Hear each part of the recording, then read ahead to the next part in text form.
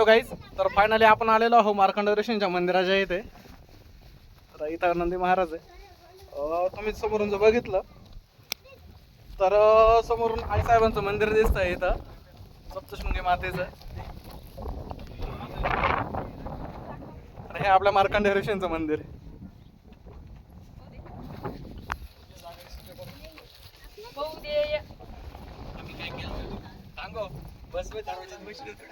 हाय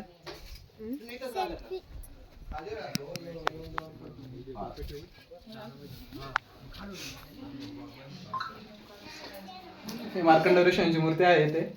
तर बघू शकता बऱ्यापैकी गर्दी जमलेली आहे इथे.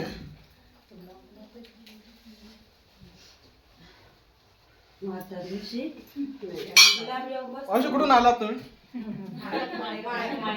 खडक माळेगाव, चांदवड तालुका, निफाड तालुका. काय फर्स्ट टाइम की कंटिन्यू येत असतं?